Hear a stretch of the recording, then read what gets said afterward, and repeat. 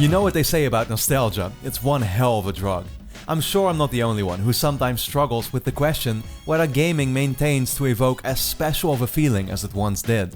Especially now, in the summertime, during the closing years of the generation, I find myself often longing back to the so-called good old days.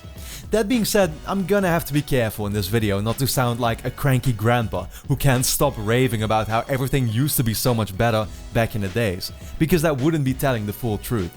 Game productions have only risen in scope, the medium is bigger than it's ever been, and the games I've played this generation may as well be listed among the best games I've ever played. Each of us are bound to have a differing view in what that golden age of gaming used to be. For some it was 25 years ago, for others it's 10, and for some of us we may feel part of it right now. That can depend on several factors, ranging from how long we've been playing games, which memories we treasure the most, the popular trends at the time, and what the circumstances of our personal lives used to look like. All of these elements will likely have a deep impact on how we view the past compared to today. So, this video will be about my own journey, from the 4-year-old kid playing Mario on a Super Nintendo to the soon-to-be 25-year-old guy who still won't let a day pass by without booting up a console.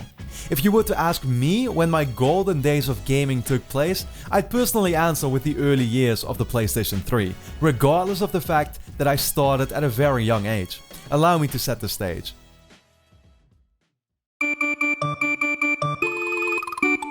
My console roots had always been there from the start. With bags under my eyes, I'd stay up until midnight as a child, playing Super Mario World on a bulky CRT TV. My setup was positioned under my loft bed, with a curtain I could close to prevent my parents from seeing if I was still awake. That being said, the Super Nintendo, along with an old PS1 that I was gifted later, and frankly barely played on because it didn't have a memory card, they would be my only consoles for quite a while. As a kid, I had this natural draw towards handheld systems. From my perception, consoles were not only expensive, but very limiting. I'd spend most of the day outside or visiting other friends, and a Game Boy therefore seemed like the ideal solution. Often, we'd grab a few plastic chairs and place them out in front of my house, where we had to link up our devices via a cable in order to play in co-op together. Despite the language barrier that caused me to get stuck often, and the sunlight literally making it impossible to see anything on these screens in the bright sunlight, I had a ton of fun playing on my Game Boys. Pokemon Silver, Harry Potter, The Lord of the Rings, along with Mario on the console, they'd form the entry point into the world of games for me. In the meantime, for the living room there was always my dad's crappy PC. Horrible frame rates and online lag couldn't stop me from playing strategy games like Warcraft 3 or the old school free-to-play MMORPG RuneScape as I had become a bit older. It's here where I had my first interactions with the greater online community, as well as learned to speak my first words of English. Every day I'd go back to school and exchange stories with my classmates about the progress we had made in particular skills, the new set of armor we had crafted, or the quests we completed. You see, as the oldest child in my family, I didn't have a big brother or sister who passed their hobby on to me, or who could show me the potential of what we would now call the console AAA games. I discovered gaming mostly by myself, had no real expectations, and simply picked my games based on my own beliefs of what would appeal to me. With an outdated Super Nintendo and a weak PC, and from the Game Boy Color to the Advance, Nintendo DS and the original PSP, it wouldn't be until I reached the age of 14 where I truly made a next level transition. I remember it like it was yesterday. The summer holidays of 2008 had come to an end, and returning back to school, I had come to quite a shocking revelation. Aware of the fact that many of my friends were considering purchasing a PS3, suddenly I came back to find out each and every one of them had gone off to buy one. You know how it goes. Here I was as any young, insecure teenager who wants to be a part of the group, feeling completely left out and unable to participate in the conversation anymore. I had quickly set my mind on a single goal. I needed to get myself a PS3 too, and fast.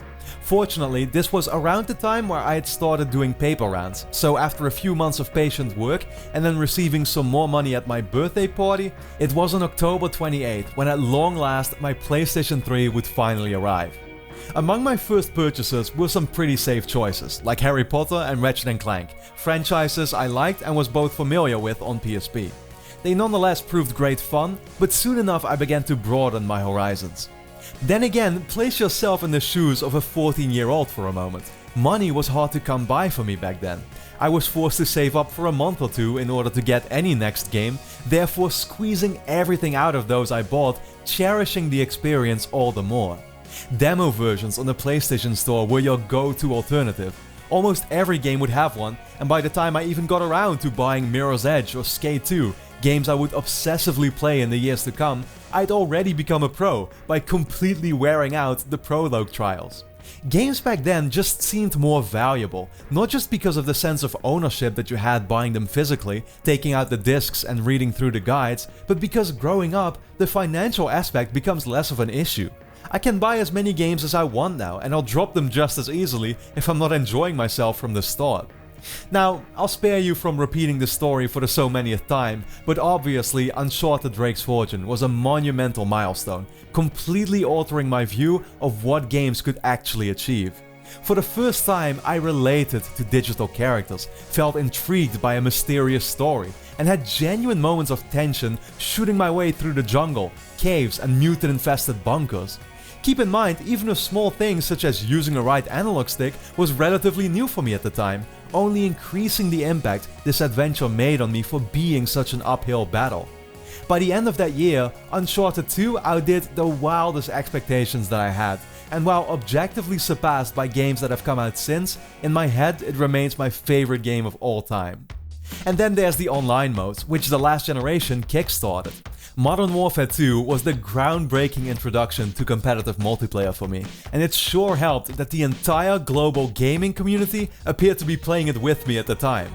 Every day I'd come back from high school, and before I'd even dropped off my backpack, the PS3 had already been turned on.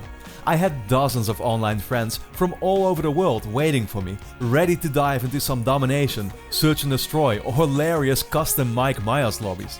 There was no better feeling in the world than being the last player alive with nobody to talk to anymore, clutching a 1v4, and then suddenly hearing the entire lobby freak out in their classic muddy and distorted voices on PS3. And if I wasn't playing myself, I discussed class setups at school, or there was always YouTube, full of commentators, top 10 moments, and tactical noob guides. Multiplayers like Modern Warfare 2 had managed to totally consume me. This deepened love for games had simultaneously extended my interest in the scene as a whole.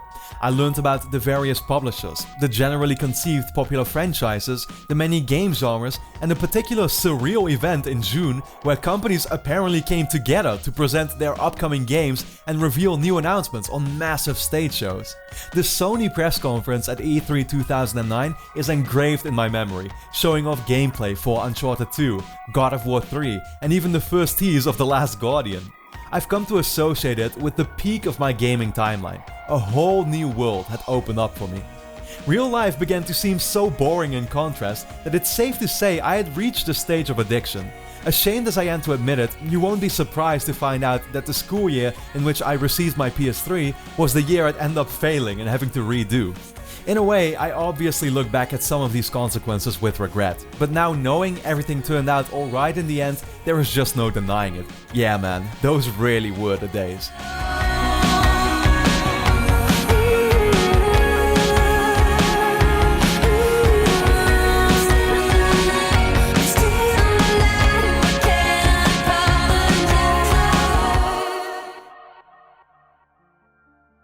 Fast forward to today, and being reminded of this past, the situation now is undeniably a much different one. Look, I can say with absolute certainty that I will forever be a fan of games. I'd go as far as to say I can picture myself in a wheelchair at the age of 80 still playing them daily. However, saying that gaming continues to feel as special as it did back then 10 years ago would mean I'm only lying to myself. First of all, there comes a point where you familiarize yourself with the common game types that you'll find. Wandering around in Assassin's Creed 2's City of Venice was mind-blowing in 2009 because there was no such thing as the Ubisoft open world formula yet. Everything felt fresh. Collecting all 100 feathers wouldn't bring the slightest sense of repetition. Yet here we are now, no matter the fact open worlds have gotten bigger and graphics have drastically improved, you still feel like you're essentially stuck within the same gameplay loop. There's no shame in acknowledging that. You're inevitably going to get a sense of been there, done that. The open world genre is probably the best example in that regard, but I experienced this with first-person shooters, with multiplayer games, practically anything that places a gameplay concept that's existed for decades now front and center. More than ever do I feel that storytelling, a unique setting, and innovative gameplay ideas separate an amazing game from the rest of the recycled bunch. Speaking about these aspects, I especially find that I have a lower tolerance now for clunky mechanics and slow pacing than ever before. Games like Metal Gear Solid 5, featuring such smooth animations and rewarding gameplay in 60 frames per second, will quickly convert your view of Fallout 4 into an unresponsive piece of trash. Red Dead Redemption 2, as much as I appreciate its amazing world building and well thought out characters, ultimately came to be characterized by outdated controls I associate with games from 15 years ago. I used to love the original on PS3 despite a similar control scheme, but the fact that Rockstar hadn't thought to improve the most core element of a video game left me with real disappointment. Genres I never liked but previously would be willing to at least give a shot, like RPGs, occasionally resulted in the discovery of a gem, like Dragon Age Origins. Now though, this is one category I've pretty much entirely given up on. I'm fully aware that I may be coming across as spoiled, and you know what, I think you'd be spot on to say so. There is a comparison to be made with the poor kid who appreciates whatever he can get versus the spoiled rich brat who, no matter how big the present, will never be satisfied. But now that I've reached a stage where games aren't as hard to come by and don't bring as much innovation anymore, it's impossible for me to ignore my gut. I simply cannot accept what I'm given, knowing in the back of my head I've done this all before. You know, people ask me why a game like Death Stranding could have me so excited. Gameplay wise, it promises the birth of a new game type, yet refuses to give us the slightest clue. And in terms of setting, what we've seen looks intriguing, though downright confusing. But you know what? That's precisely why. I need a game like that more than ever now. Perception influences all of these sentiments, though there are definitely also a few other trends that anyone can see. Major third-party publishers have abandoned the creative process. There is a real lack in story-driven games, as well as franchises focused on fun, in return for repetitive open worlds and looter shooters full of microtransactions. Thousands of daily Instagram comments still won't get EA to bring us a new Dead Space or Skate 4. For me, not many online multiplayers managed to hook me as of late, and they're certainly less exciting now that party chat is a standard feature. The result are dead silent lobbies where you'll rarely come across other people to start a conversation with or mess around with for the fun of it anymore.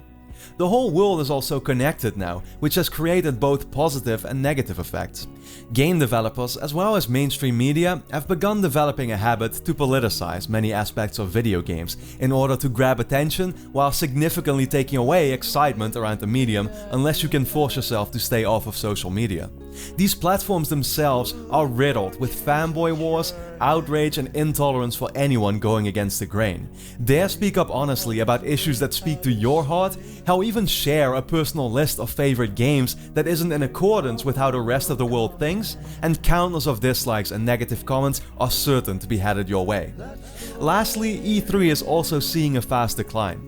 With the rise of social media, the need for a major get-together isn't as large anymore. Companies ruin their biggest announcements in advance to grab the spotlight, and judging by the recent years, my excitement is only shrinking as the next yearly edition passes by. Considering all these factors combined, I don't think it's hard to see why I would reach the conclusion that gaming doesn't feel as special for me now as it once did. Some of my reasons can be seen as objective, and others are part of a more natural process as the shine begins to fade away. I guess to summarize what I'm saying, there is never gonna be a second first time. Unique experiences are bound to become scarce the more games you eventually play. It's just harder to be impressed anymore. That being said, I want to stress out that games continue to form my biggest motivation today. I continue to play them every single day, and I continue to find a great amount of them that I very much enjoy.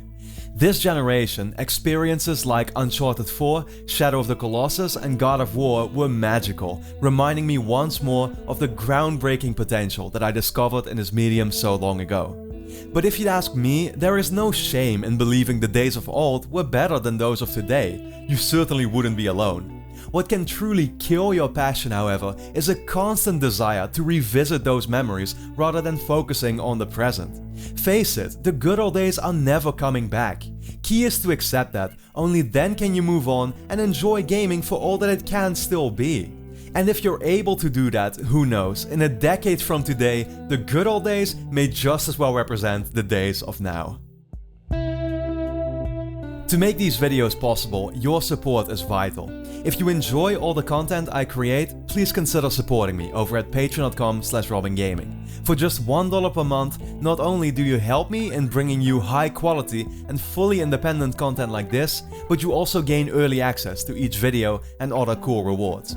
In the current climate of YouTube, where sponsorships and clickbait are the norm, I hope I can count on your help to keep these videos going. Thanks for your support.